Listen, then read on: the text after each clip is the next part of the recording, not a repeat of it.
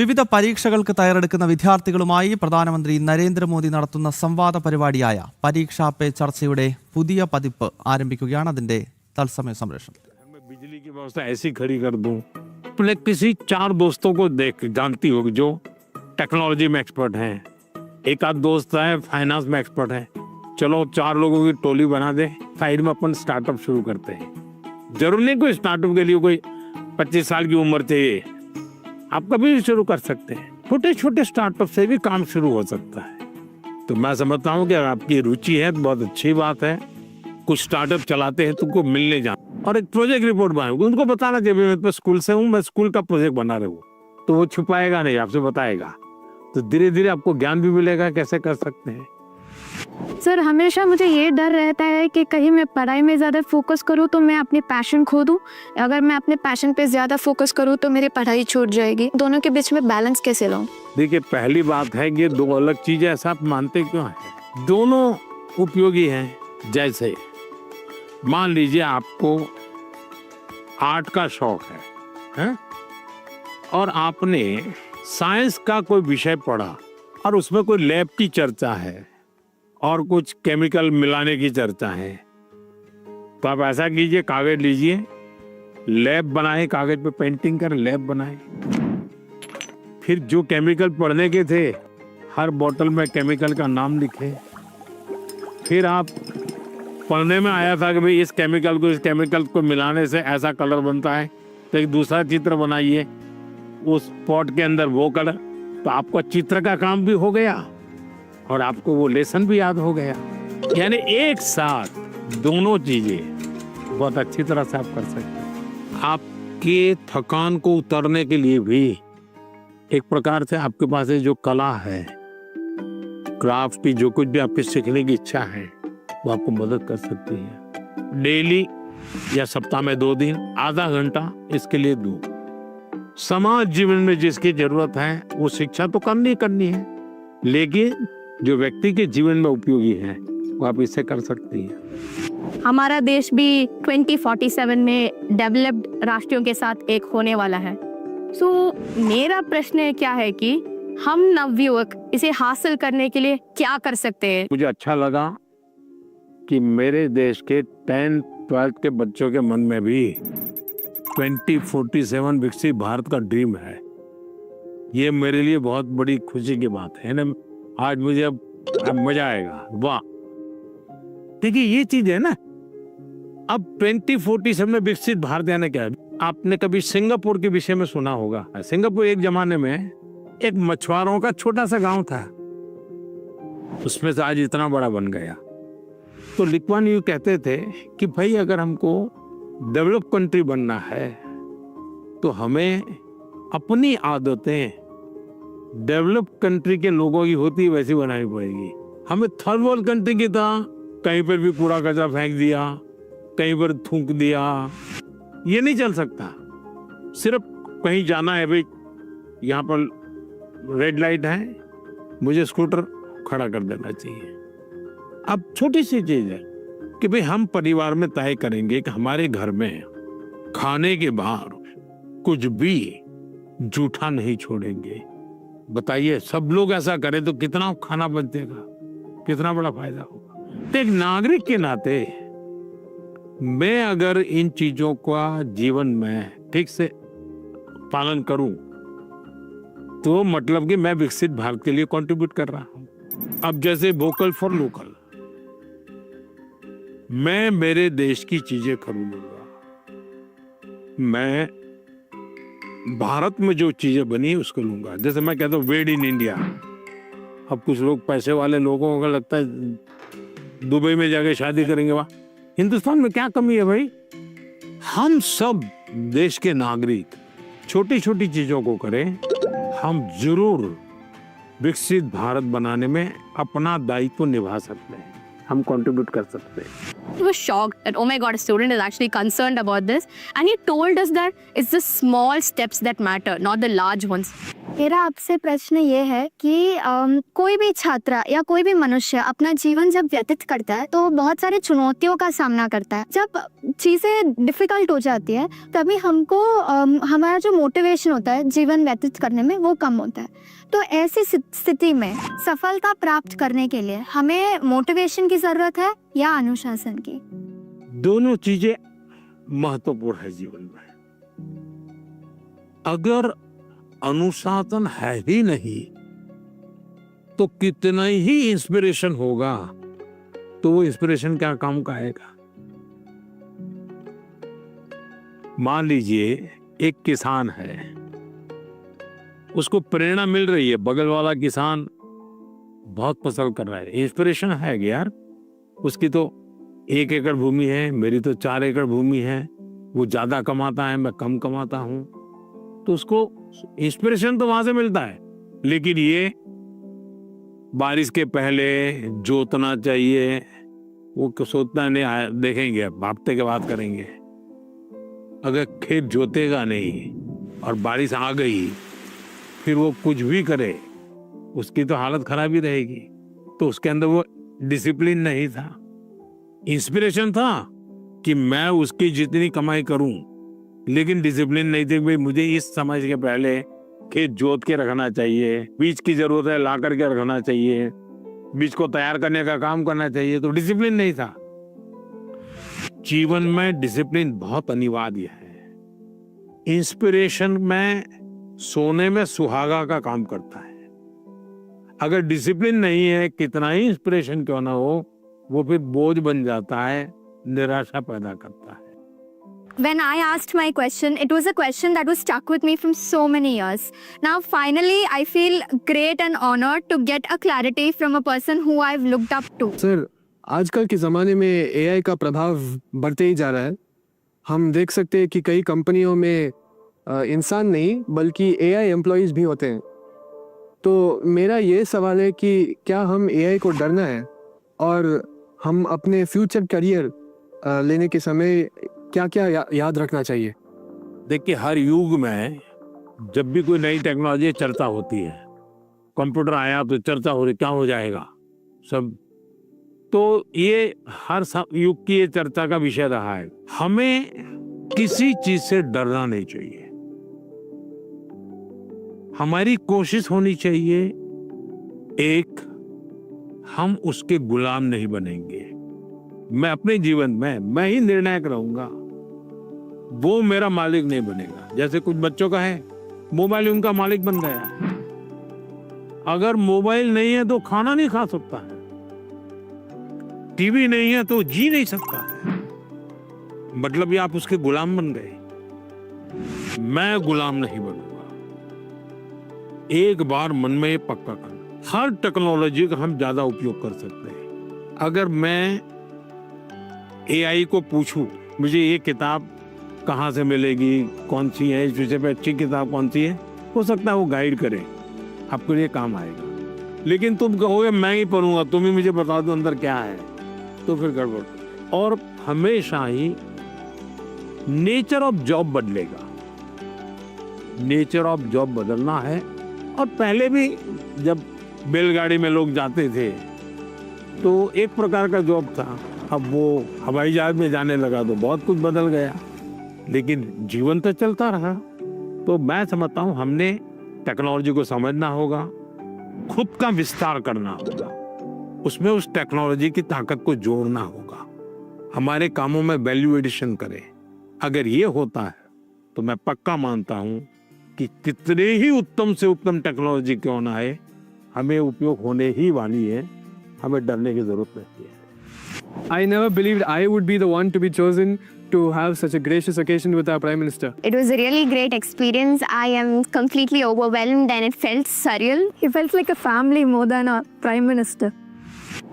साथियों, कोयम्बटूर के हमारे युवा साथी पढ़ाई के साथ साथ AI, स्टार्टअप और फ्यूचर की टेक्नोलॉजी को लेकर बहुत जागरूक है। और मैं कह सकता हूँ यही तो है युवा भारत की युवा सोच, जो विकसित भारत 2047 के संकल्प को नीत नई मजबूती दे रही है। साथियों, परीक्षा पे चर्चा का मतलब ही है साथ बैठकर बात करना और एक दूसरे से सीखना। और इसी सिलसिले को आगे बढ़ाते हुए हमारी चर्चा कुछ हफ्तों के बाद कोयम्बटूर से निकल करके छत्तीसगढ़ की राजधानी रायपुर पहुंच गई। वहां भी बच्चों से मेरी बहुत दिलचस्प बातें हुई और मैं कह सकता हूं सिर्फ बातचीत नहीं, बहुत मजेदार चीजें खाने का भी मौका मिल गया। आप भी इसका आनंद लीजिए।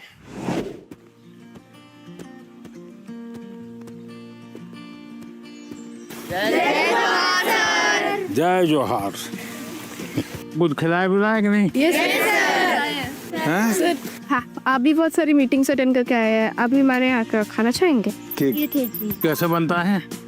सर ये बेसन को गोल गोल आकार देकर उसको तलते हैं। अच्छा, और ये नमकीन होता है। तो कब खाते हैं ये लोग? सर दिवाली के टाइम, दिवाली टाइम का खाते हैं? ज्यादातर दिवाली टाइम पे बनता महाराष्ट्र में इसको क्या कहते हैं? है। महाराष्ट्र में ऐसा ही बनता हो, चकली कहते हैं। हाँ सर। ये क्या है? सर ये खुरमी है। हाँ। हमारी गुड़ से बनती है, आटे से बनती है, सूजी से बनती है। हम्म,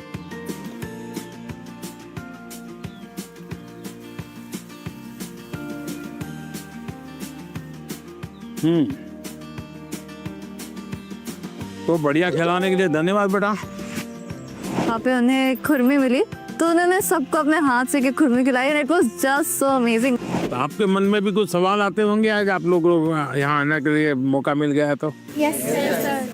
बताइए। हम स्टूडेंट्स को भी एग्जाम्स के बाद वेकेशन से जाने का बहुत मन करता है, तो आप इंडिया में कोई ऐसी 5 जगह बता सकते हैं जहाँ हम भी जा सकें? आप जिस तहसील में से हो, कौन सा तहसील है आपका? सर मैं रायपुर से। रायपुर से।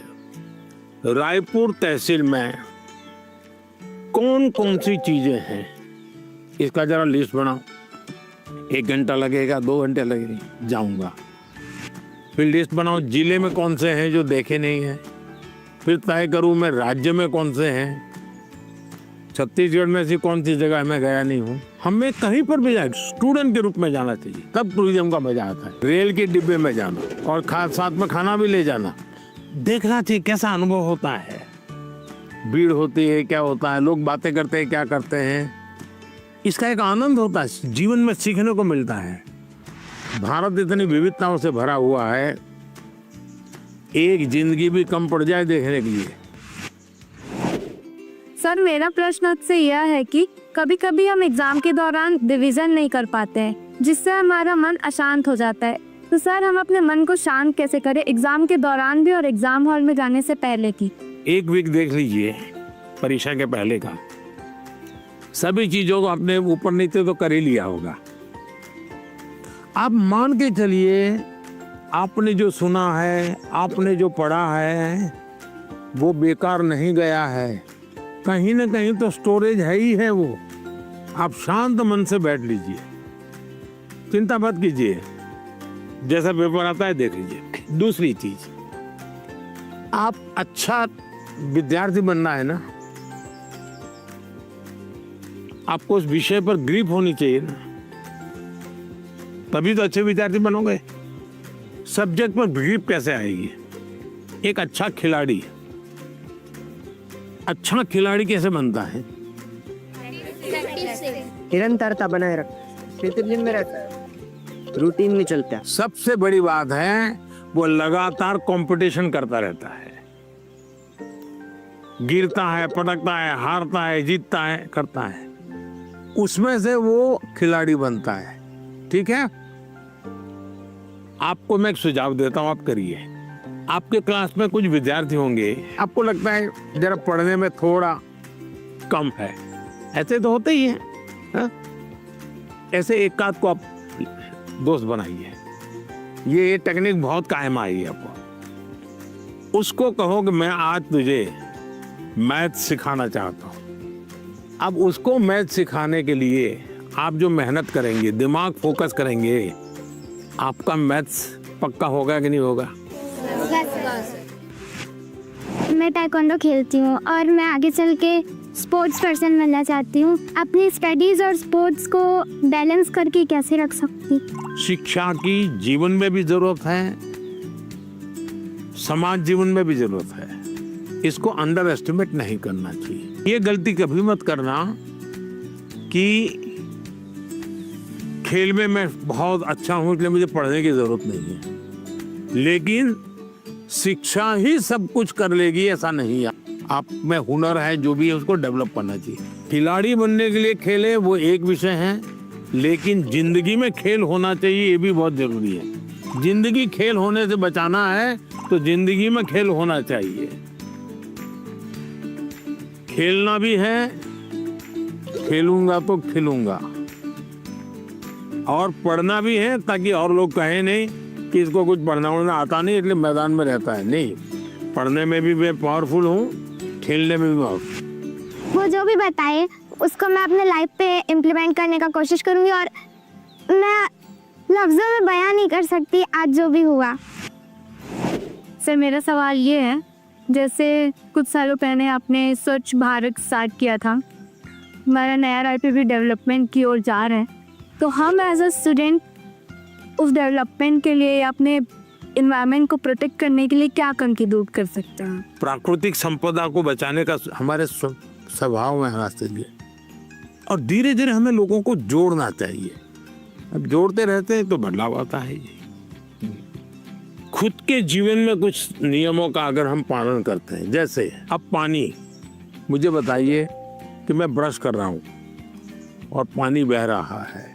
अरे भाई तुम ब्रश कर रहे हो तो पानी तो बंद करो, जब मुंह धोओगे तब पानी लेना। छोटी छोटी चीजें होती हैं। एक बार मैं एक गांव की यात्रा कर रहा था, दूर से मैंने देखा कि एक जगह एकदम से जंगल जैसा लग रहा है, हरी भला। तो क्या है, बोले तो स्कूल है। तो सब इतना सूखा है, ग्रीन है। वहाँ एक टीचर थे, उस टीचर ने ये जो पेट्रोल पंप होता है वहाँ जो ऑयल के कैन वगैरह होते हैं वो इकट्ठे करते थे वो, और बच्चों को कहते थे कि तुम्हारे घर में वो जो पानी होता है जिसमें खाने का कुछ अंश होता है वो इस बोतल में रोज स्कूल आओगे तब भर करके आना। तो सारे बच्चे वो बोतल भर के या जो उनको कंटेनर दिया है वो भर करके आते थे, और उन्होंने वहाँ पेड़ लगाए थे। हर बच्चे को एक पेड़ दे दिया गया था। वो जो पानी ले आता था वो उसमें डालना होता था। उसको फर्टिलाइजर का भी काम करता था, सब्जी वब्जी के टुकड़े होते थे। उसके कारण वो पूरा स्कूल को चारों तरफ एकदम से ग्रीन बन गया था। एक टीचर ने इतना बड़ा परिवर्तन लाया। मानवीय रूप से व्यवहार करे तो बदलाव शुरू हो जाता है। छोटी चीजें हैं, हम आराम से कर सकते हैं। समाज का वातावरण हमारे स्वभाव में आना चाहिए। आप इतने साल से देश को संभाल रहे हो, देश के लीडर हो, तो आप फ्यूचर जनरेशन से, हम बच्चों से ऐसी कौन सी क्वालिटी एक्सपेक्ट करते हो कि हमारे अंदर आनी चाहिए एक लीडर के रूप में? ऐसा लीडर बनना है कि लीडर बनना है? दोनों बनना है। देखिए, पहले लीडर बनिए। परीक्षा पे चर्चा सिर्फ बोर्ड एग्जाम की तैयारियों से जुड़ी नहीं है। मैं जब आपके सवाल सुनता हूं तो स्वाभाविक है मेरे मन को भी वो छूते हैं। मैं अंदाजा लगाता हूं कि जीवन के कई पहलुओं से जुड़ी हुई बातें हमारे युवा मित्रों के मन में लगातार चल रही है। मैं अब आपको गुजरात लेकर चलूंगा। वहां के बच्चों ने और विशेषकर ट्राइबल बेल्ट के मेरे आदिवासी बच्चों ने जो सवाल पूछे, और उन्होंने तो मुझे सचमुच में हैरत में डाल दिया था।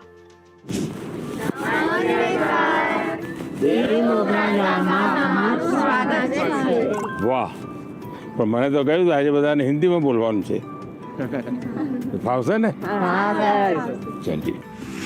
सर जब आए तो हमने देखा कि उन्होंने एक कोटी पहन रखी है जिस पे वर्ली आर्ट है। तो हमारे आदिवासी समाज में वर्ली आर्ट का बहुत महत्व है, तो हमें ये देख के बहुत अच्छा लगा। हम बहुत एक्साइटेड थे आपको मिलने के लिए। किसी और बच्चे को आपसे मिलने और आपसे बातें करने के लिए कितने सवाल होते हैं, लेकिन हम उतने नसीब वाले हैं कि जो आपके साथ बातें करें। आप कितने दूर से आए? हम यहाँ डेडियापाड़ा से। डेडियापाड़ा से ही आए। अच्छा, मांडवी से।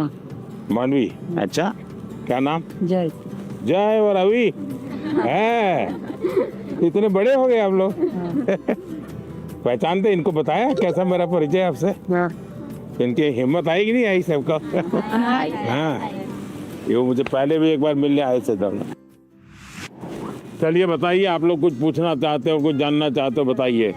सर, हमारे माता पिता ने यह बताया कि पहले कुछ आदिवासी इलाके थे जो बहुत ही पिछड़े हुए थे, तो उन्होंने यह भी बताया कि आपका गुजरात के आदिवासी इलाकों से बहुत लगाव भी, और आपने वहाँ बदलाव भी किया।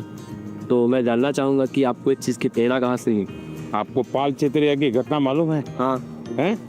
वहाँ आदिवासी समाज के बहुत बड़ा आज़ादी का संघर्ष लड़ा था। एक बार बहुत भयंकर अकाल हुआ था, तो उस समय मैं उस क्षेत्र में काफ़ी दिनों तक रह करके काम करता था। तो उस समय लगता था कि यहाँ एजुकेशन पे ध्यान देना चाहिए। उसके बाद जब मुझे मौका मिला, मुख्यमंत्री बना, तो मैं ध्यान देने लगा। आपको हैरानी होगी, एक समय ऐसा था कि उमरगांव से अंबाजी तक एक भी साइंस स्कूल नहीं था। तो बाद में आपने तो देखा, अब तो 2 यूनिवर्सिटी है, साइंस स्कूल है, इंजीनियर ITI है, बहुत सारा बदलाव आया है। तो उसका बहुत बड़ा लाभ हो रहा है। हाँ सर। आज भी आपको मालूम होगा, मैंने PM जनमन योजना बनाई है। आदिवासियों में भी कुछ इलाके और कुछ लोग हैं, समाज वो और पीछे रह गए, तो मुझे फिर उनके लिए अलग से स्कीम बनानी पड़ी, अलग से बजट बनाना पड़ा। तो मुझे तब से लगता था कि हम शिक्षा पर जितना ज्यादा बल देंगे उतना बहुत तेजी से विकास होगा। दूसरा मेरे मन में था, पूरे आदिवासी बेल्ट उमरगाम से अंबाजी पूरा हाईवे बनाया है, तो विकास के लिए इंफ्रास्ट्रक्चर की बहुत जरूरत होती है। लोग भी आना जाना शुरू करते हैं, तो उस दिशा में ध्यान दिया। मेरा आपसे यह प्रश्न है कि पहलगाम हमले के बाद हमारे घर में सब चर्चा कर रहे थे कि अब आगे क्या होगा। पूरा देश आपकी ओर देख रहा था। फिर ऑपरेशन सिंदूर हुआ और हमारे देश की सेना ने जीत हासिल की।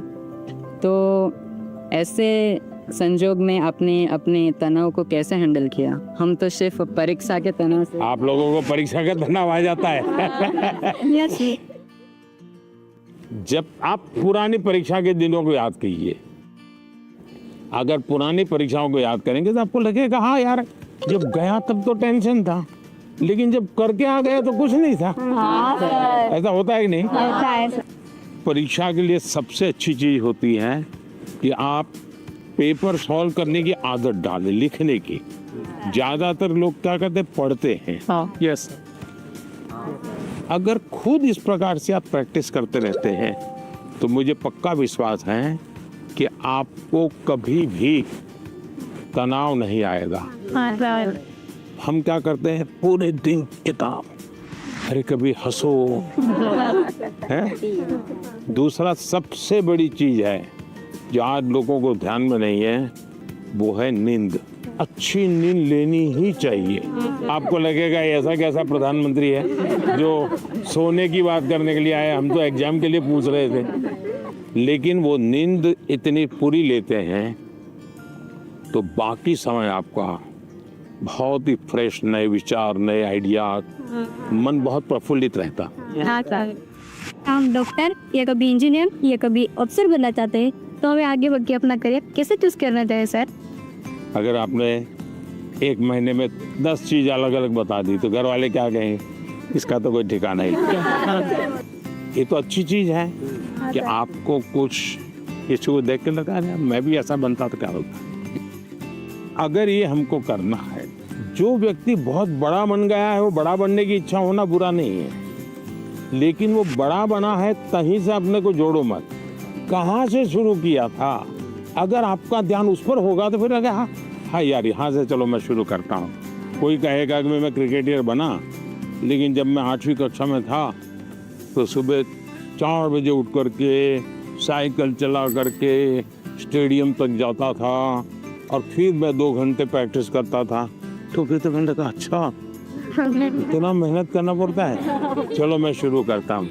अभी तो क्या लगता है देखिए यार सेंचुरी लगा दी, फोटो छप गई। तो सपनों के लिए जीना सीखे, सपनों के अनुकूल जिंदगी बना, लेकिन शोर अगर मचाए तो सफलता शोर मचाए। हाँ जैसे ही आप नंबर 1 आ जाएंगे तो सफलता शोर मचाएगी नहीं मचाएगी? पूरे स्कूल को पता चलेगा नहीं चलेगा? पूरे गांव को पता चलेगा नहीं चलेगा? तो हमारी कोशिश ये होनी चाहिए। सर ने जो बातें कही, जो मैंने सुनी, सब मैंने अपने जीवन में आगे बढ़ने के लिए और आगे बढ़ के कुछ बनने के लिए सब अपने लिए सोचा।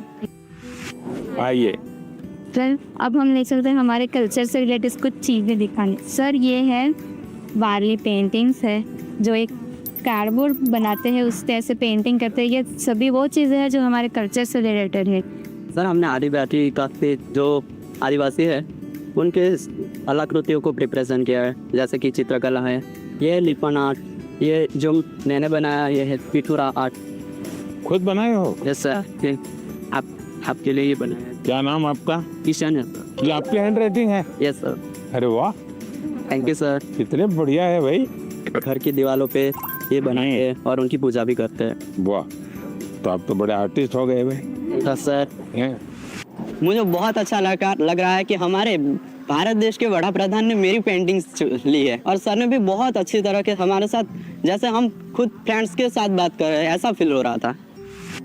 प्लीज आपसे ये समझना कि आपकी लाइफ में आपके टीचर्स का क्या रोल था? बहुत रोल था, बहुत रोल था। जैसे मैंने बताया मेरे टीचर हमें डेली कहते थे कि आप लाइब्रेरी जाइए, टाइम्स ऑफ इंडिया में ये एडिटोरियल के ऊपर एक वाक्य रहता है, वो अपने उसमें लिख करके आइए, और दूसरे दिन वो उसकी चर्चा करते थे।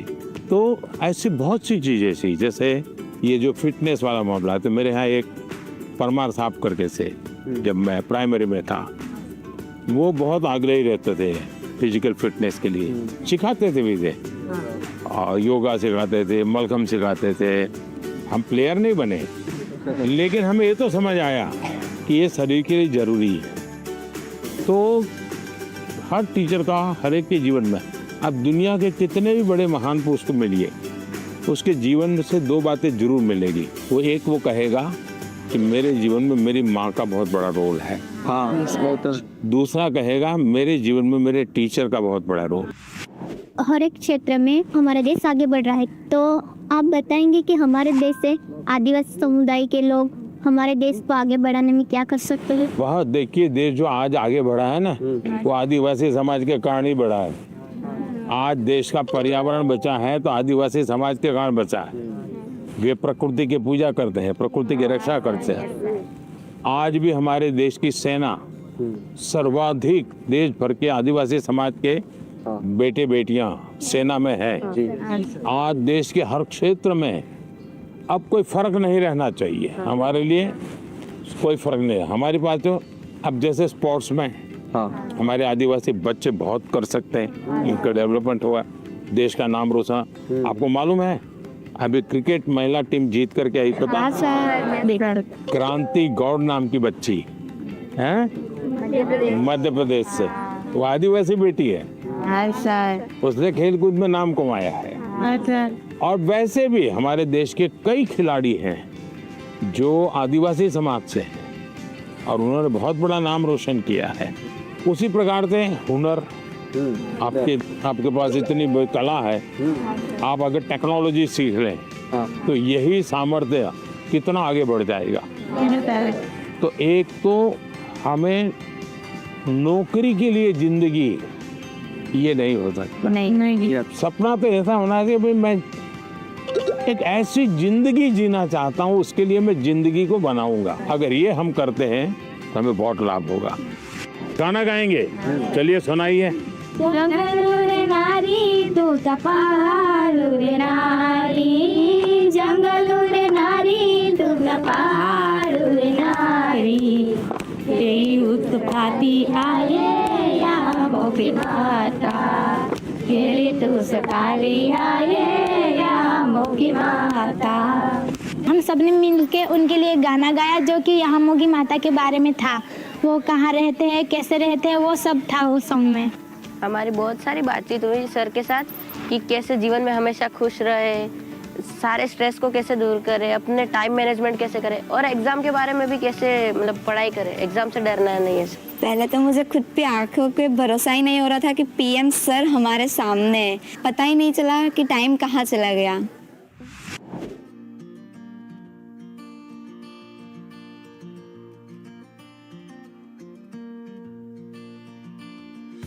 परीक्षा पे चर्चा का हमारा सफर अष्टलक्ष्मी यानी नॉर्थ ईस्ट भी पहुंचा और गुवाहाटी में परीक्षा पे चर्चा, और वो भी ब्रह्मपुत्रा के उस बहते हुए प्रवाह के बीच मजे से सैर करते करते चर्चा भी चलती रही।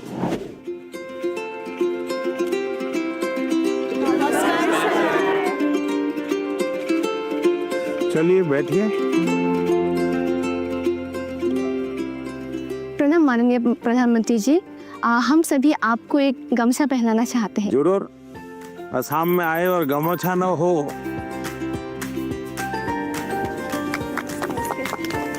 वाह। उनका जो प्रेजेंस है ना वो बहुत ही कामिंग है, लाइक रिलैक्स जैसा लग गया। बैठे रहने पर जो एंजाइटी होती है सब निकल गया। उनके साथ एक साथ बहुत बातें की फिर हमने। अच्छा, आप लोगों ने परीक्षा पे चर्चा कार्यक्रम पहले कभी देखा है टीवी पर?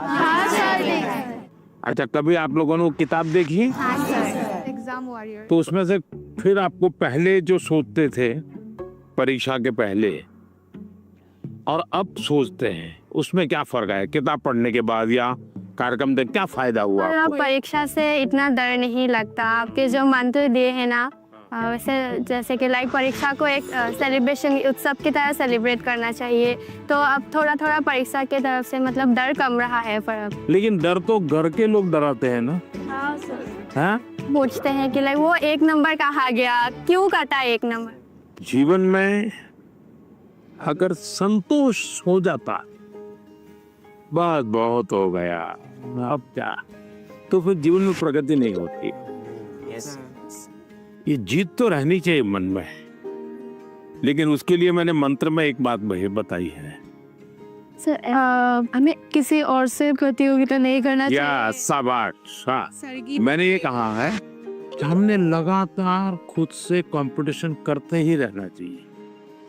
कोई हमें कहता भाई 99 आए, 1 क्यों नहीं आया? ठीक है, उन्होंने कहा, बात अलग है।